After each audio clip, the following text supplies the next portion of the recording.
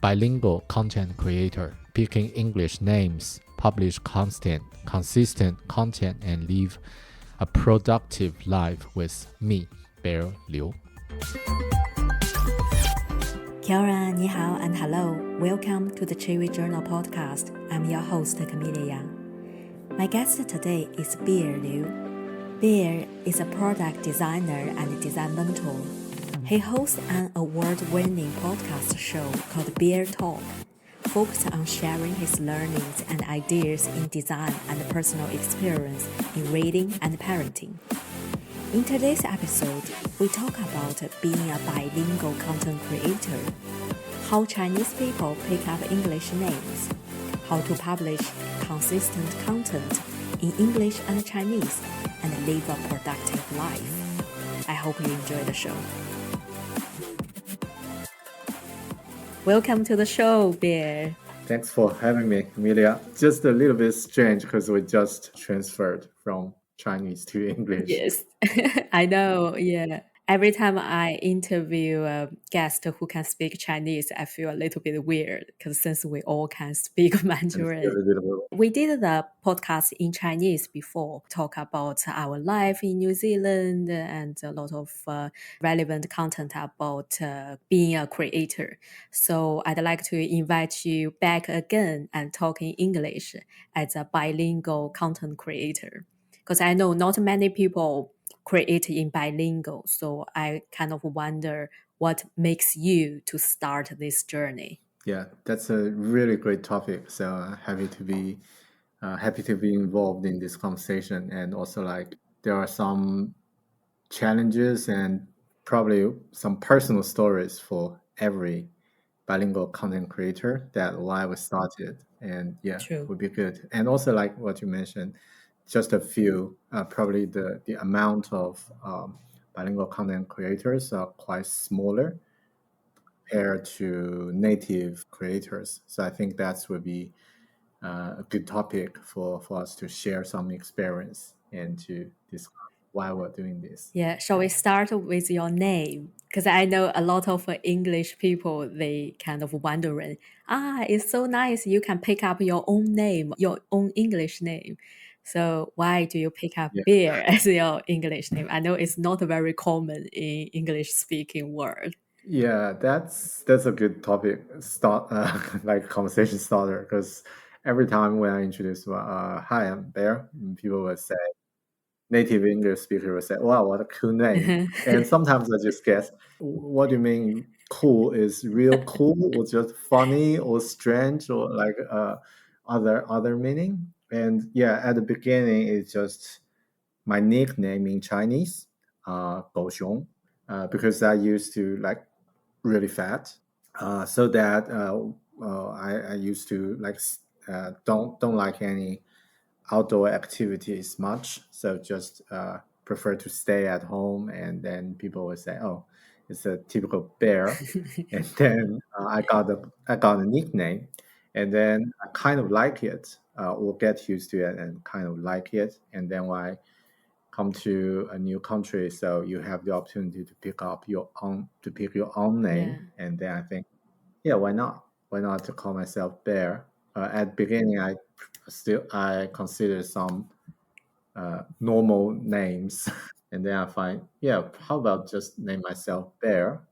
And then New Zealand Kiwis are really friendly, so at the beginning I asked a few people and they said, okay, yeah, you can pick whatever you want.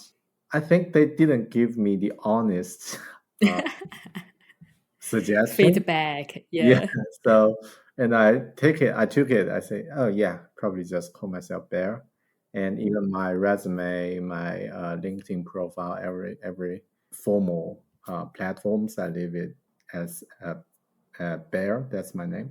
But then I find now it's quite good because I have the confidence to call myself Bear, and also like it's easy to remember. Yeah, it's unique. Even for me, I pick up a camellia because I love the flower. Story of my name. And it's not very common in New Zealand because a lot of people call them camille or camilla.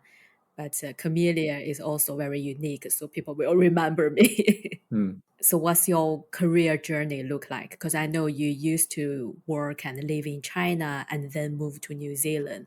Can you walk me through the whole story? Yeah, that's probably a long story about. I try to make it as short as possible.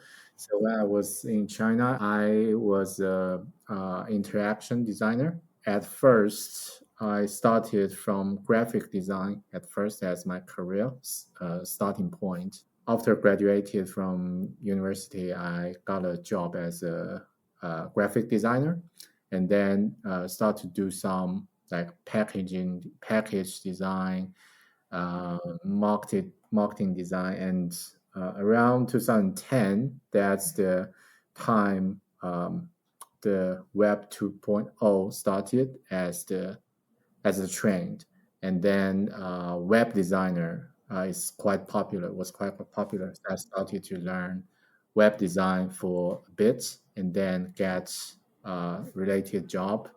And 2012, I started to do something like an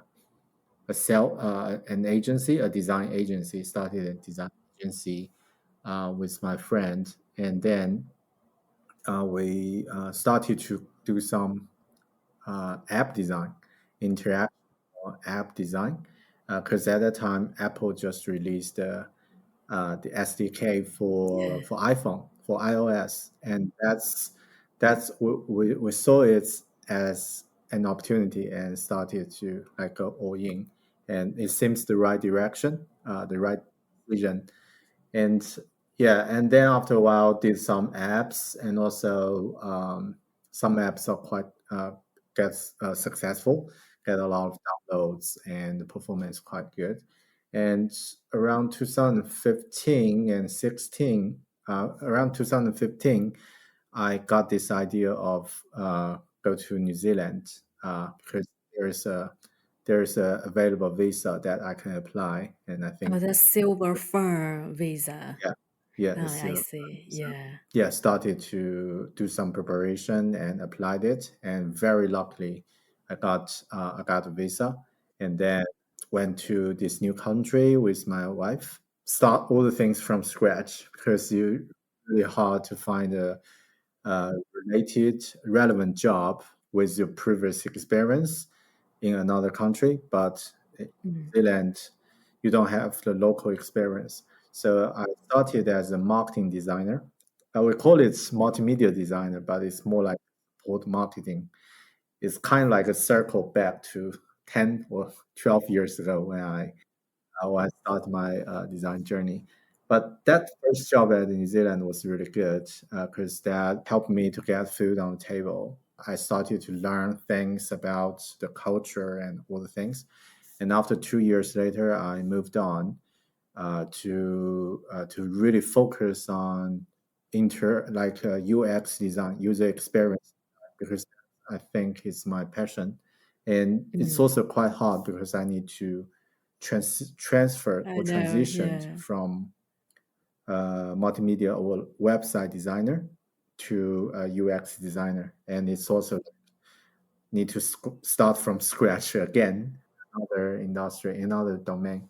But very luckily, I applied a few jobs, and then after 5 or 6 months, I got a job at a local company called Les Mills. Oh, the famous fitness club in New Zealand. Those people are really tough. Like they keep working I out know. every day. Yeah, kind of like.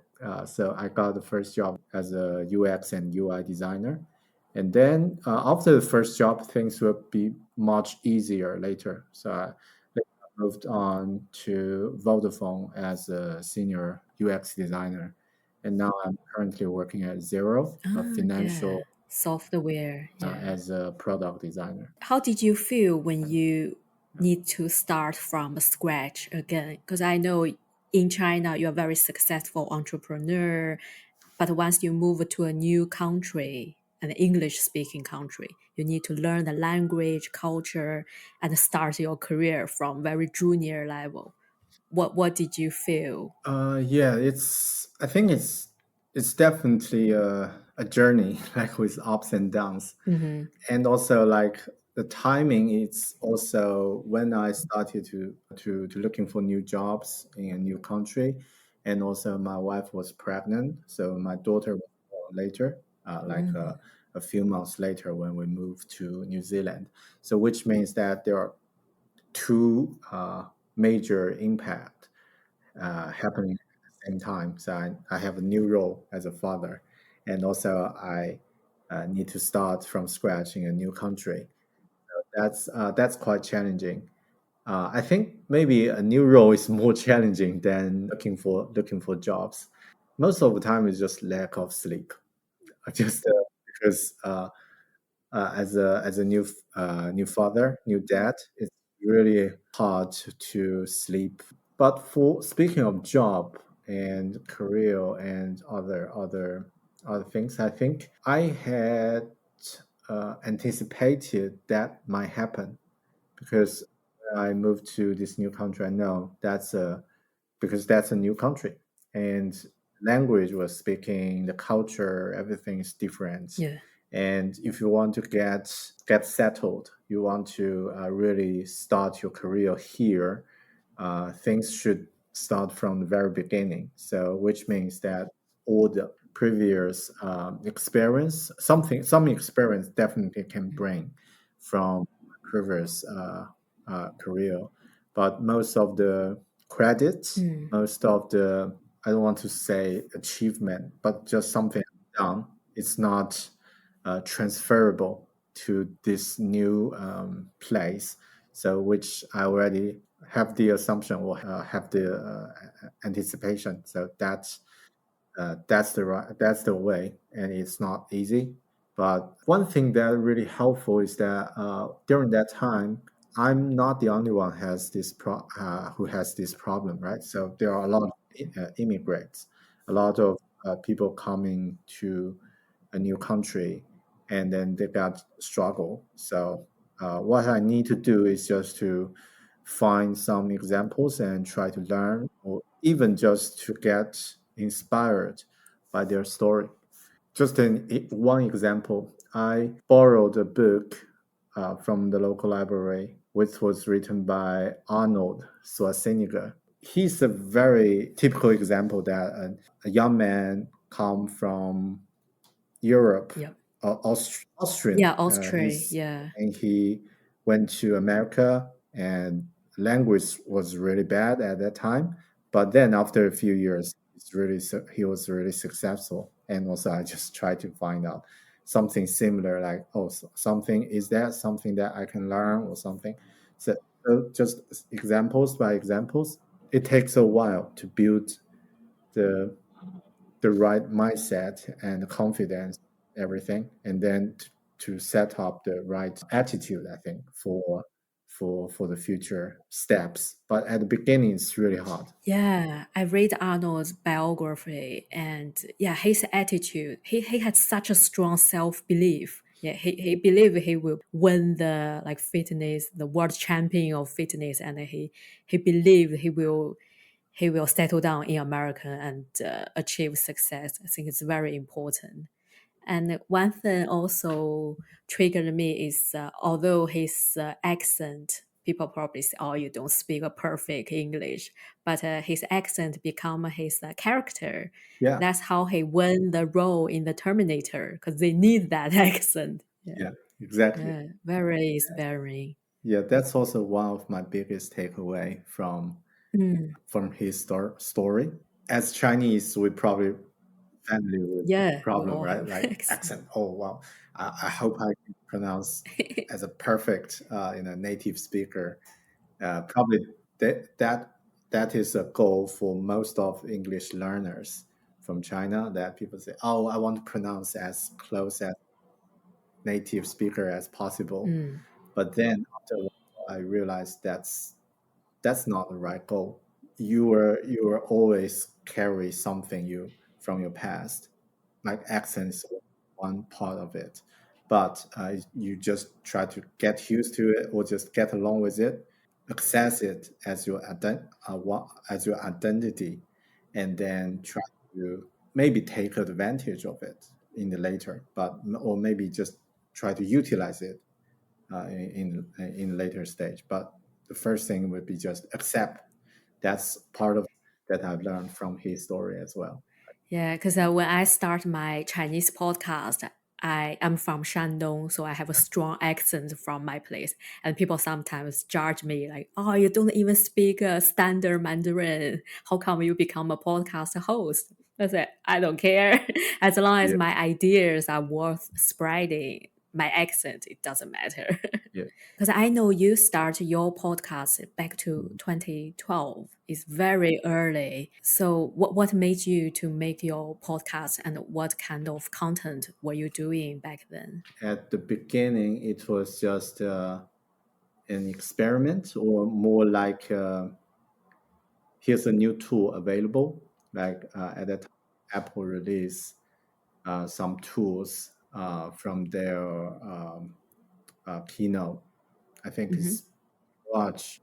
It's from the Oh, GarageBand. Yeah. GarageBand. That was the first time I realized, oh, here's a new tool, and it's quite interesting. And also, I because I did some web design, so I have a little bit understanding, a little bit knowledge on how to find a server, how to set up a podcast host, which at that time is really a podcast server, which is quite difficult Mm.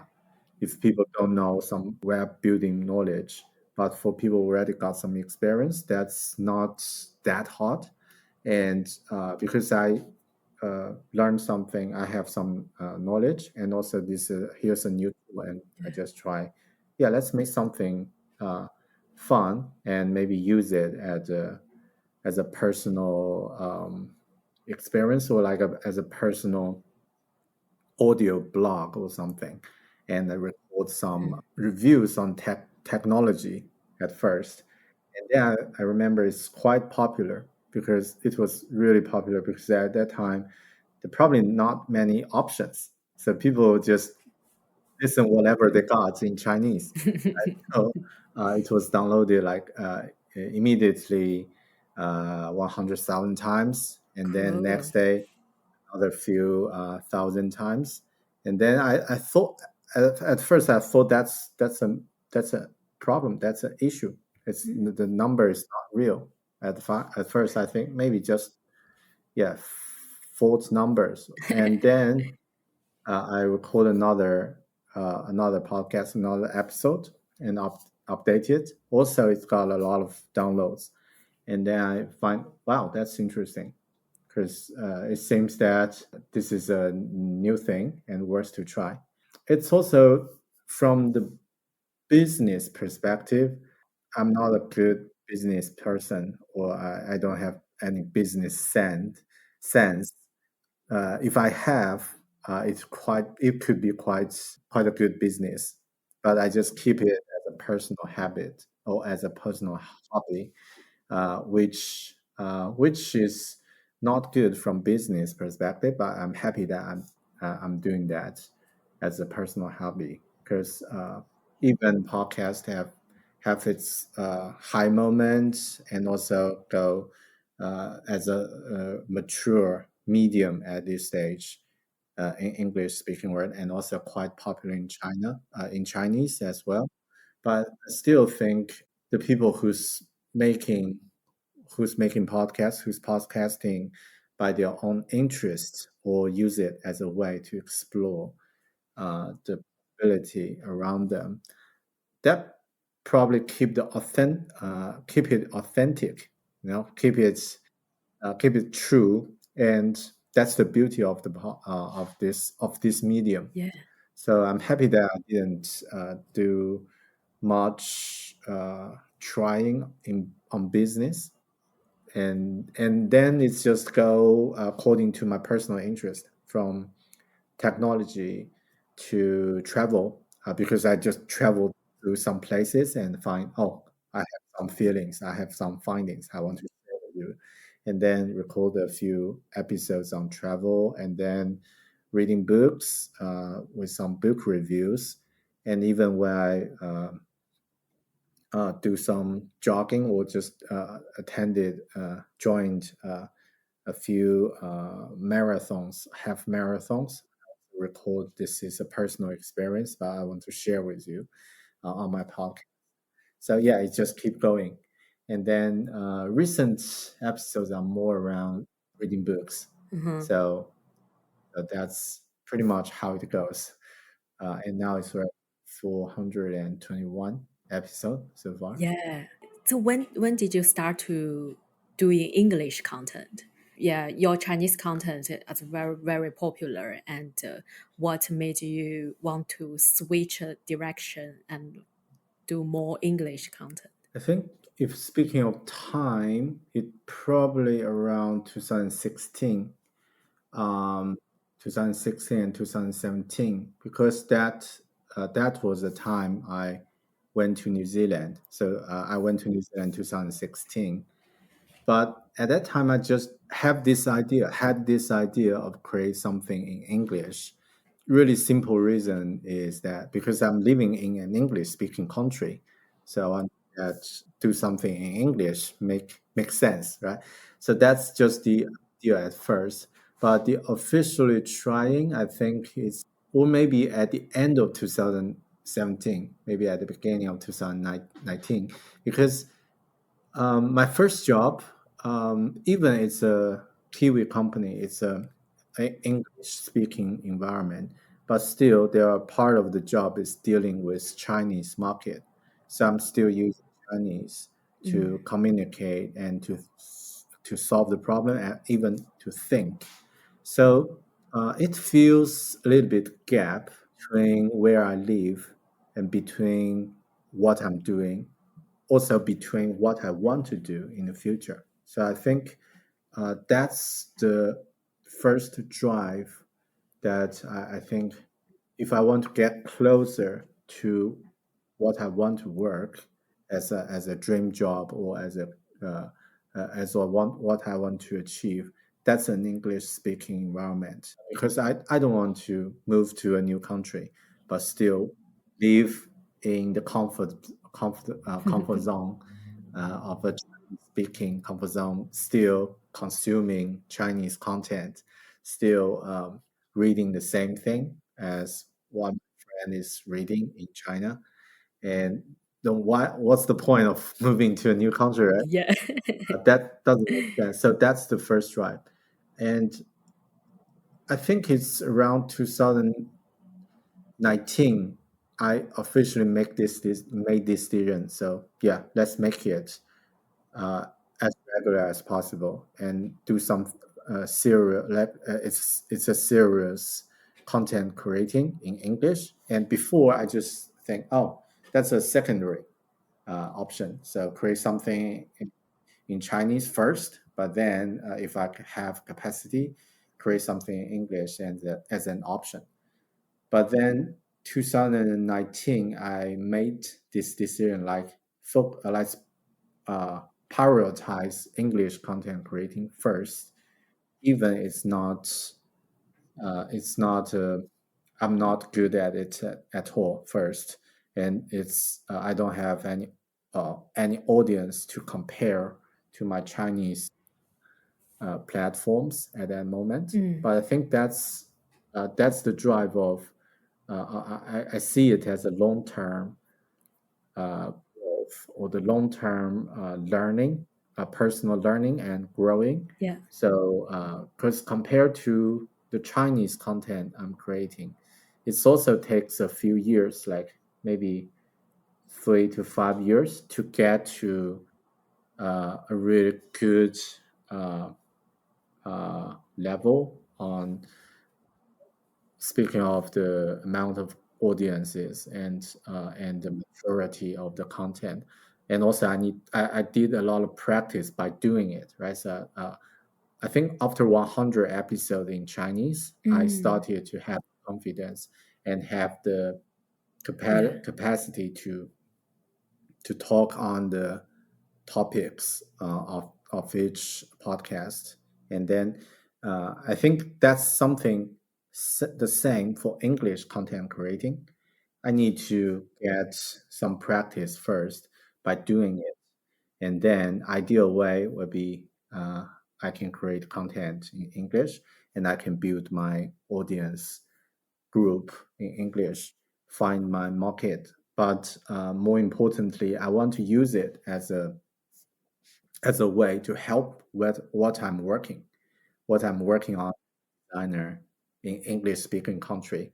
I don't want to do the day job and then switch to the comfort zone in Chinese speaking Yeah. area.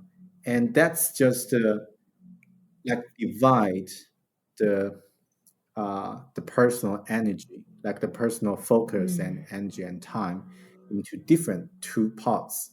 But these two parts is not helping each other. So when I see if I create English content, and also I can when I'm working in English speaking environment, and these two parts actually can help each other.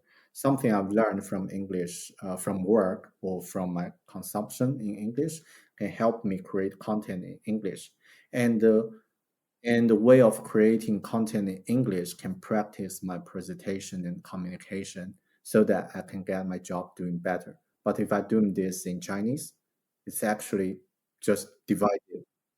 There are two words separated. So when I see this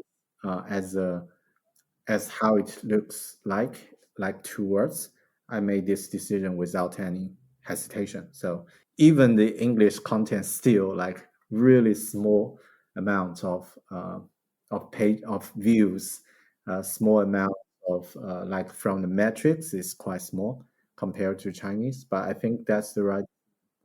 So yeah, that's pretty much a really long answer for your question. Yeah, Yeah. I resonate with you a lot because I when I got my first job in New Zealand, my job, although I work for Air New Zealand, a Kiwi company, but my role mainly focus on China market. So I doing Weibo and WeChat content. So I feel the Yeah. yeah divided why I'm in an English environment, but I'm still doing Chinese thing. So I feel it's weird. Yeah, that's why later on I Yeah. quit my job. I want to like indulge myself in the fully English world. So I joined the bank Westpac to do English content.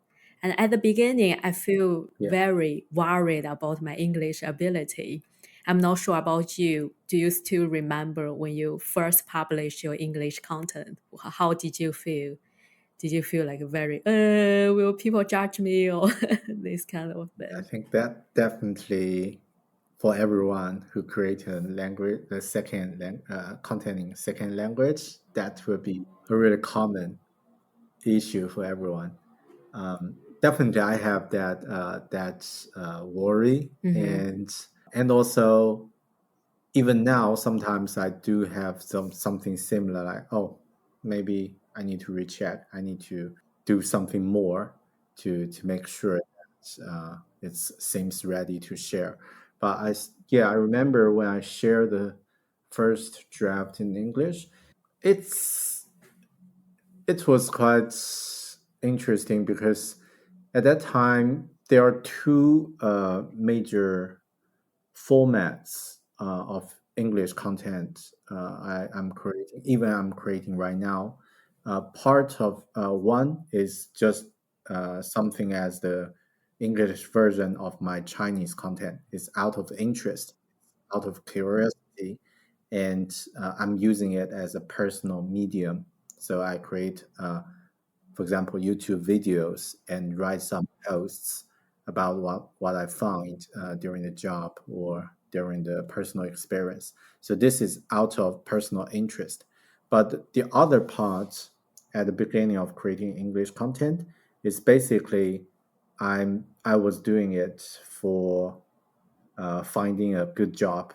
When I quit my first job in New Zealand, I want to find a designer job as a UX designer, and I thought I need to share some, say things out loud Yeah. on social media and let people realize this is what I'm working on and this is how like this is my interest, and also just to raise the attention.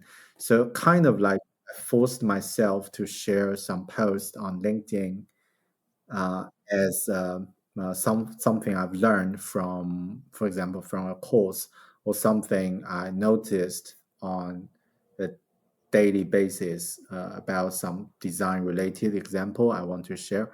So I'm just trying to force myself, like I need to create 1 or 2 posts per week, or even more frequent, and then get it shared. So it's not that formal, that long format, just a short post. But because I used to do some Chinese social media marketing, kind of like inform, but I had this idea of doing things before you are needed. I think just start to do that on social media before you're using it for finding job, because when you actually need it, you start to do that. That's probably too late. So I think that's the other, yeah, that's the other direction, or the other way I'm creating things in English. And to be honest, it's not feel that worried for that, because I think I need to check it and then make sure and then publish it. And because I know that there might be not many people reading it, so that's not a problem. Because at first I had some worries, but then I find things different, because at first I worried no one will read it, right? So this is one worry, about probably a small worry, a small concern. And the other concern is that maybe the grammar, or the way I describe things is not correct, not standard. But do you find these two things actually conflict? Yeah. If no one's reading it, then Mm-hmm. if you're writing, it doesn't matter, right? So if you write it wrong or Right. right, nobody cares, because nobody read it. And if people read it, that's actually a good thing, even when you say things are not right, but people get the idea. And then what I realized this is just a thought. This is just a uh, like a worry, and I haven't tested it.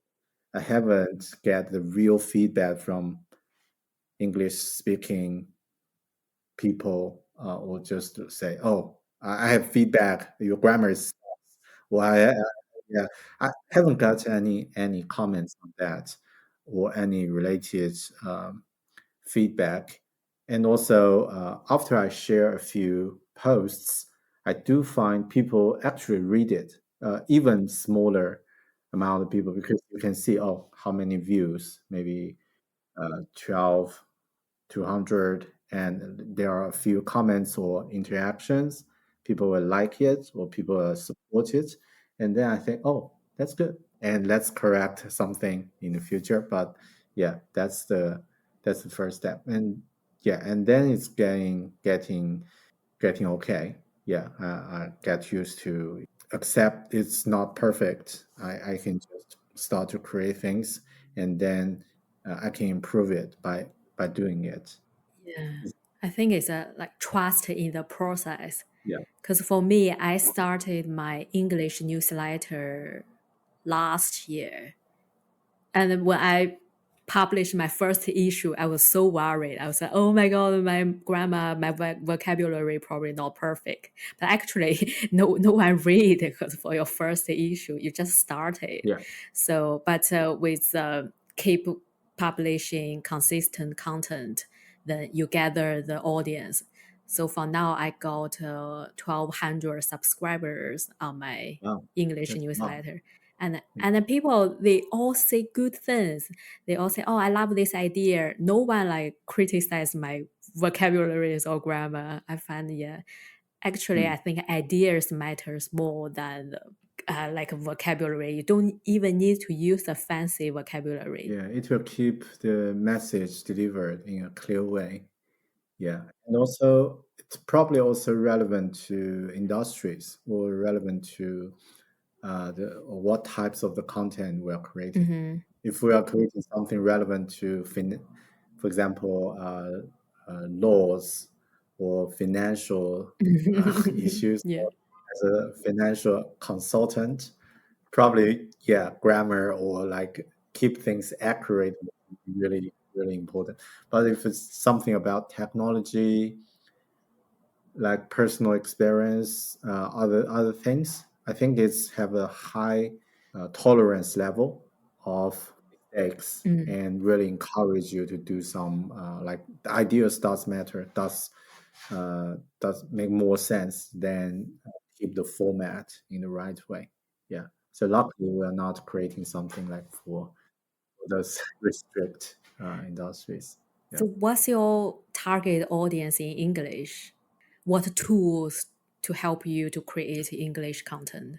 Mm, right. That's a really good question. I think I'm still defining or just still make it clear like who will be my target audience. Because at first Mm. I'm thinking to carry something from my Chinese content similar, like technology and travel, other things. But then after COVID, travel is not a trend. It's not a really practical thing. And also, as a family man, it's really hard to do that as well. And also, technology is good, but New Zealand is not an ideal place for technology reviews, and we are like on the far away of the world, right? So I also exploring like as a designer.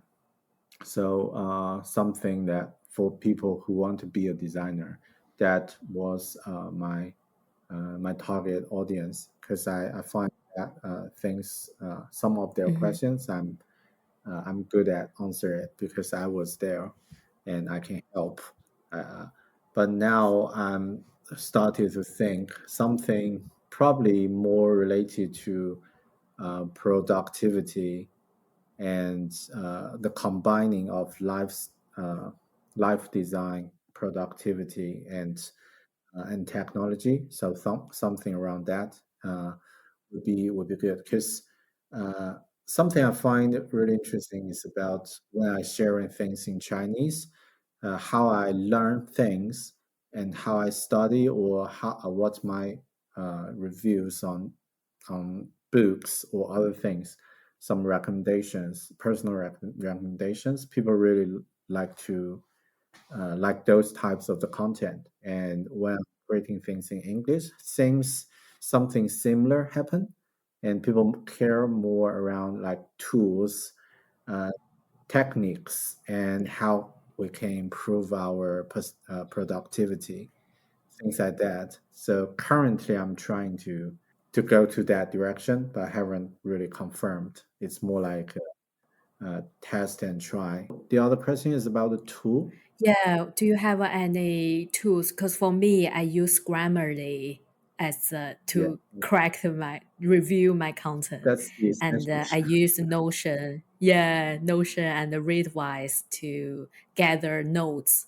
Yeah, get the quote help me memorize all the content I read before. Because my newsletter is focused on the book and podcast reviews and some learnings from the hundreds of books I read, so I need to read wise.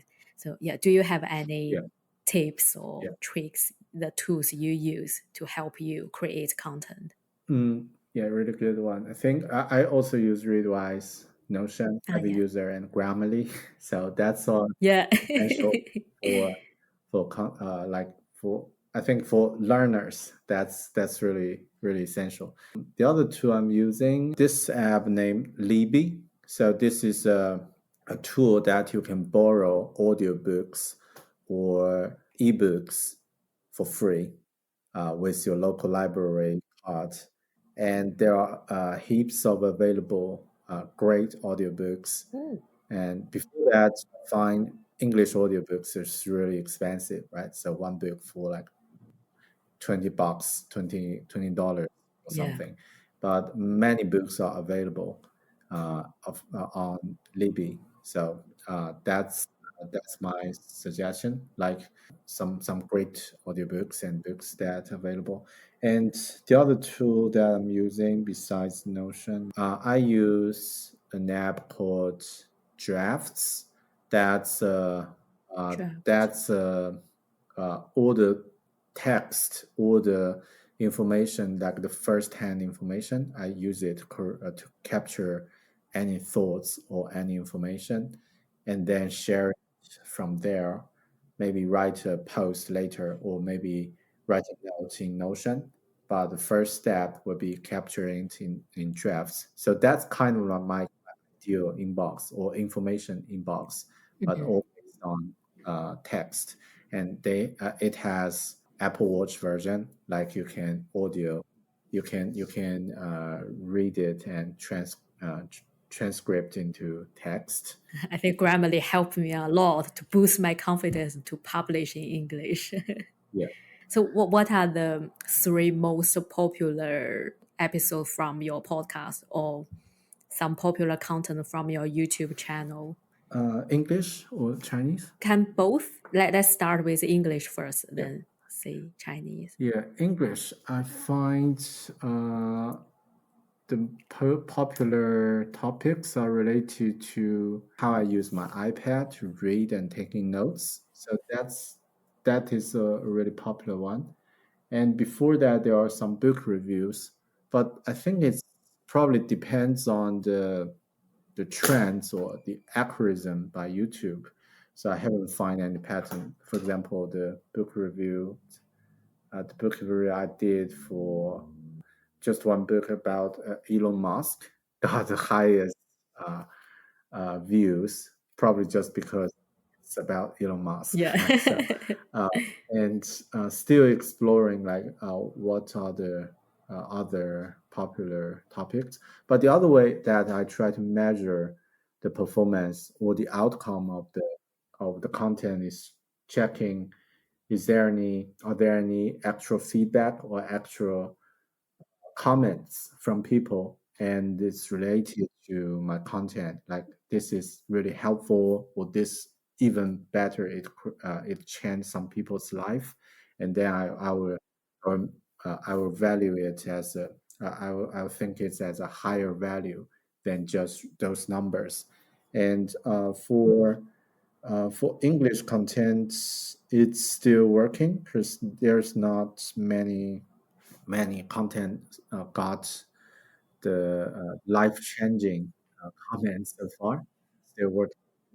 And for the Chinese content, there are some uh, comparing to those numbers, because some numbers already, because it's published really early, already got like 10,000, 1,000, 1 million. One of Wow. them got 1 million Yeah. views, downloaded 1 million times.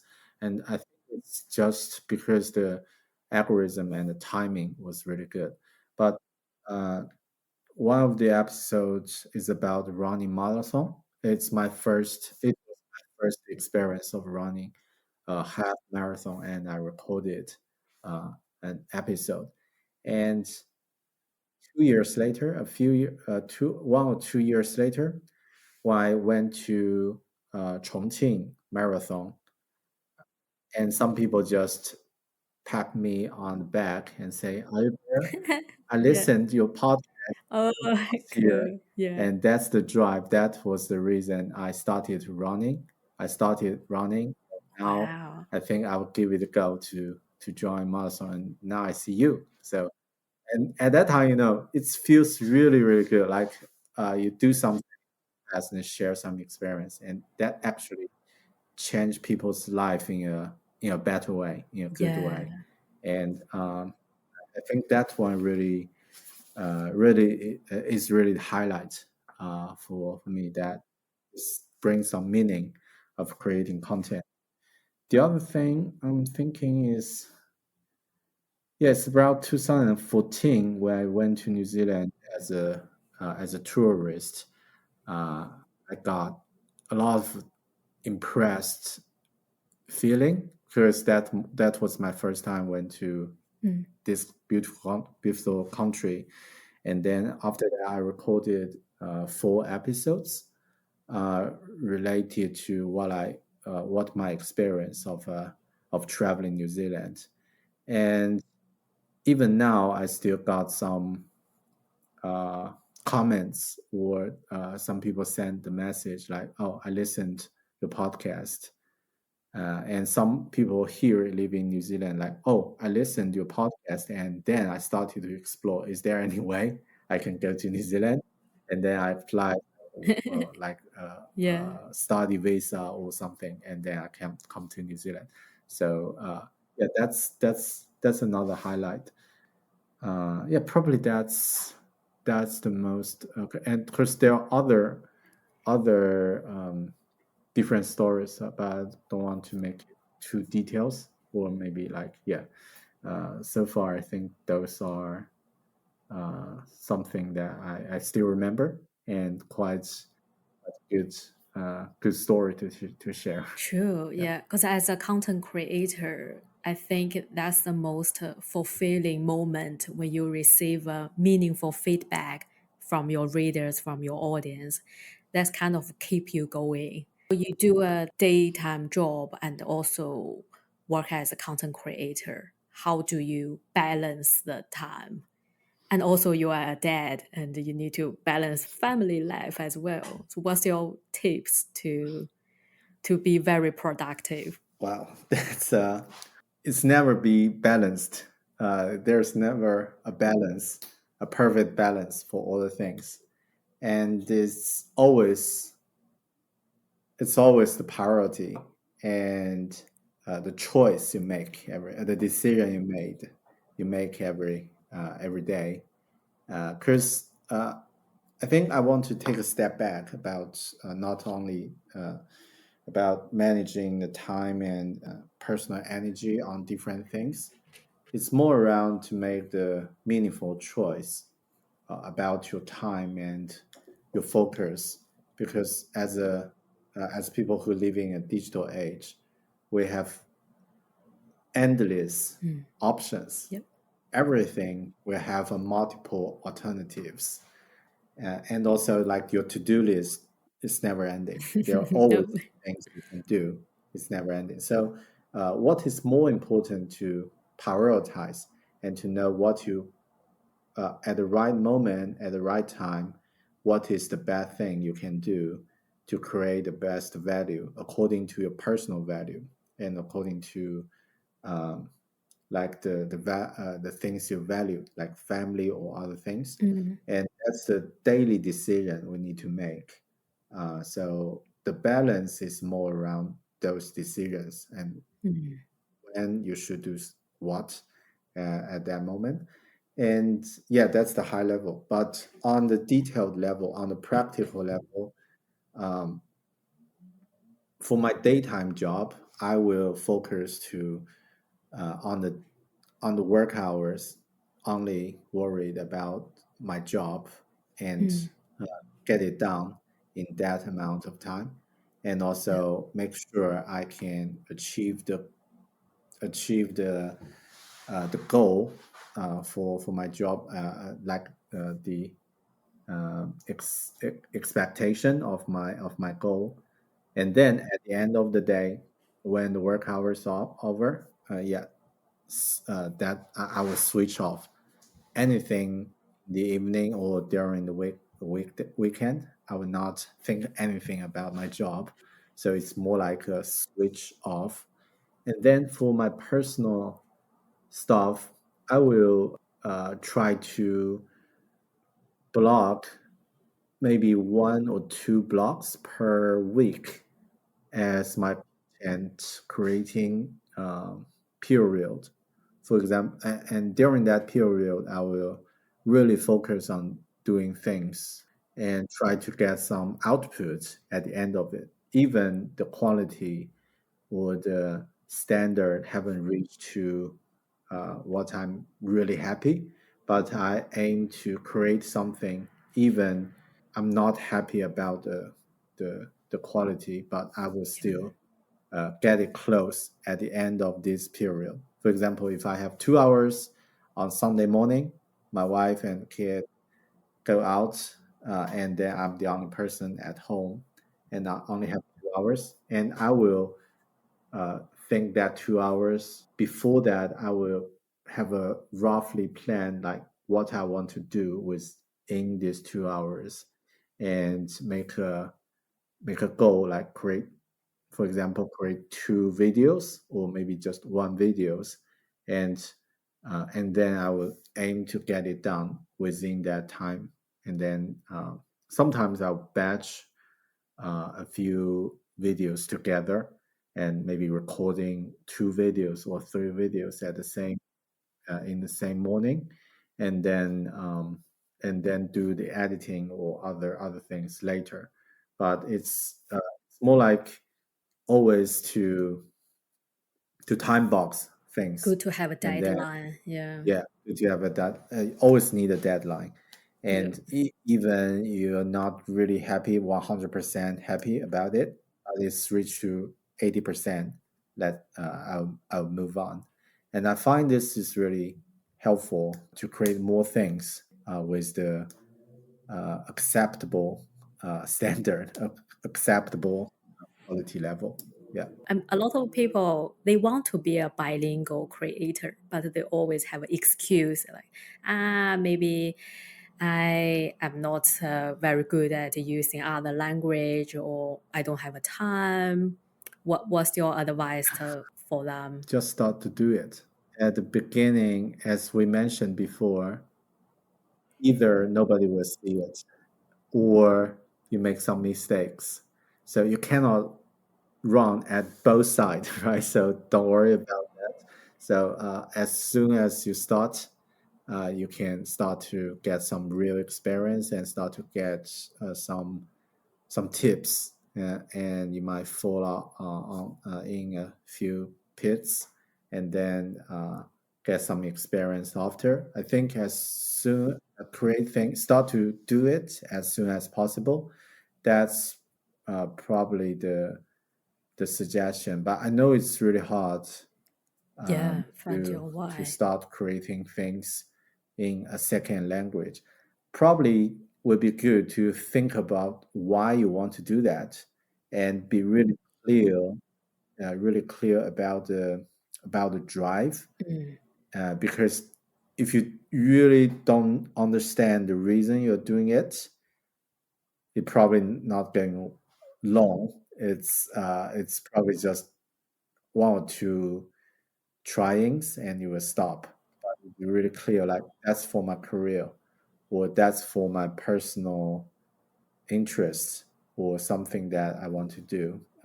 If you get the reason really clear, it will be more likely to keep doing that without, even without much feedback or much audience.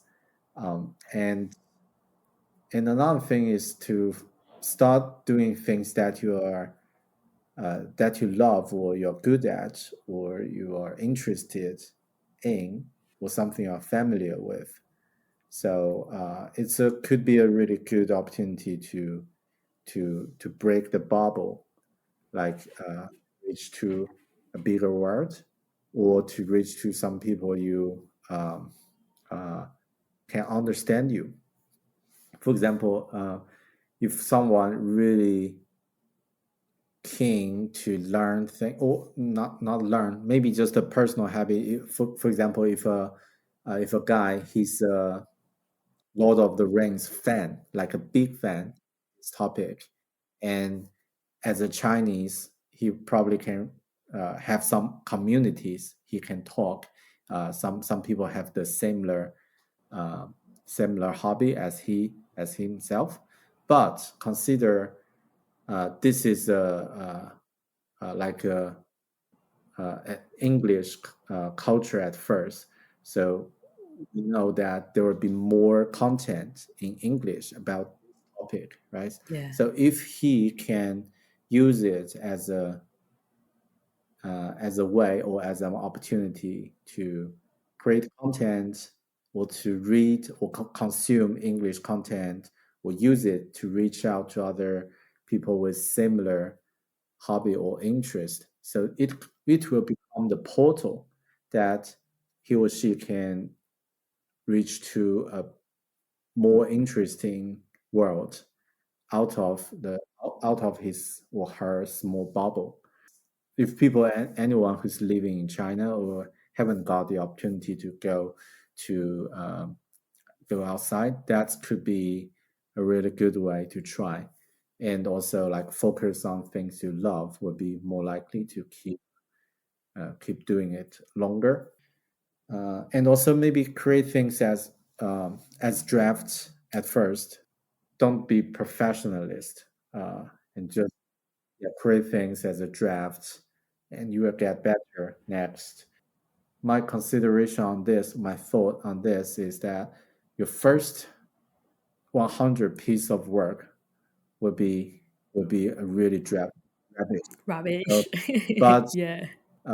as soon as you pass this step, this process, uh, next one would be much better. Like 101 uh, piece would be much better than first one. Mm, So our job is to get the first 100, mm, get this process as short as possible, and then you can reach out to you can reach to the level you hope you can do, but it's not happen at first.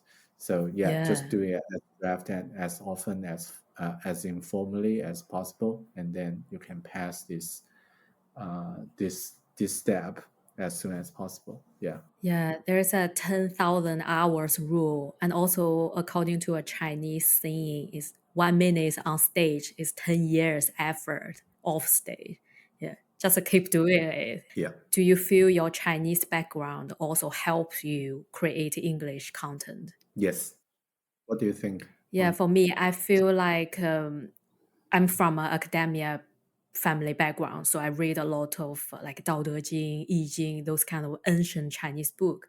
So when I read the translation version of those ancient book, I feel like some of them lost in translation. So I can leverage my advantage to bring the Chinese culture to the Western world, and because I know those wisdom are universal, so it doesn't matter where you're from, but the fundamental wisdom is applied to all human beings. So I'm curious to know, like, Yeah. what do you feel? What kind of things you like as your Chinese background help you to create your content? It definitely helpful. At least for the same thing, we might have at least two different perspectives on the same thing. And it's Mm, if you only see things on one side, it's really easy to make the conclusion from your personal experience. But as we are creating things mm, in another language, so you need to think the description or the delivering of the message in another way. So I think that helpful with another perspective that we can remind or just uh, call out this is a consideration from another perspective, and that's really helpful. Maybe the first barrier is the language. When we start to get used to the second language and not see it as a blocker for us to express what we're thinking. And then all the understanding, all the knowledge in Chinese, that will be an asset we can use. But at the beginning, I think the first few years when I moved to New Zealand, it's really struggle. It was really struggle that to communicate in the second language because it's always like a delay or something. You will spend more time to consume to process the information, and you take more time to organize your thoughts in this language to describe it. And most of the time, you only have like maybe 20 to 30% of the information you can describe, you can express. but other things, it just blocked in your mind. At that time, Chinese understanding, like the Chinese background, is not directly helping you. It's more like to remind you you're not that good, and then a lot of Mm, frustration. It's not good. yeah. But when you break that limitation of language, I think for me, it's happened on the third year or the fourth year when I working while leaving the new country. So it's definitely take longer or shorter for different person. Depends on different person. But for me, it's on the third year, and then I start to get used to it, or like start to accept, describe things in the second language, and suddenly I find, oh, those Chinese background is really helpful, Yeah. and because I can describe it in another angle. So I think, yeah, for the answer of this question, definitely helpful, but maybe at first, it's you cannot realize it because you're more focused on the communication itself, on the language itself. Yeah, but when it breaks, when the language is not a problem, yeah, it will very beneficial for creating content or even for communicate with other people. Yeah. I'd like to close this episode with a question because I know you have a lovely Sure. daughter. So, what's the number one lesson you'd like to pass on to her? Wow, that's a really, really deep question. I think she might have more things to teach me because she's Yes. learning as she's growing in this new world with new order and a lot of uncertainties. And I'm already Mm, like quite old. But one thing I might let her know, just help her to see, is that there are things happening and something we can control and something we cannot control. I probably will mm, uh, uh, suggest her to focus on the things we can control or we can actually do something to improve, and forgot or just don't care about things we can't. mm, And that's pretty much what I find is really useful for me personally. And I just focus on the things I can change yeah. and forgot to caring. Don't mind other things I cannot change. Something don't want to make a specific example, but personally, I think everyone will have something relevant, like Yep. something you can change, your efforts, the time you're spending on Yeah. things, or your personal attention or other things, and something you cannot change, weather or other things like people's interest, other people's opinion, and those are the things we cannot change, we cannot control, or we cannot even impact. And let's focus on the things we can do. Probably I will let her uh, realize this would be a really good habit. But yeah, we don't know. Uh, Kids are really compelling, so it's probably she won't listen to me. They are so different. Yeah. My cousin, she was born in 2006. Her generation is just so different. Yeah. They're so used to digital technologies and their thinking is just like aliens sometimes to me. Yeah, Yeah. big gap between Cool. between us. I think. Yeah. Yeah. But it's good to learn from each other, grow together. Right. So Yeah. yeah. So where can people can find you and follow your work? Yeah. Probably easiest would be check Bear Talk, or check my website beartalking.com, BARTALING.com, and there are my blog and YouTube channel, everything on that platform. So Cool. yeah, Okay. Thank you so much, Bear. Nice to talk to you. thanks for having me. Really glad to talking this topic with you, Camellia, and also like as a bilingual content creator, a lot of things. Yeah, I've learned also from, and also I think that's a really good inspiration for me as well, because I might reach out to more to create more English interviews or something similar, because I used to do that, but not as a priority during the COVID. And I think that could be a good way to not only to create content, but to interact, to reach out to other people. Yeah, make friends and reach out to people. Yeah, I agree. Yeah, that's Cool. probably I will be doing that. Thanks for your inspiration as well. No problem. Good luck.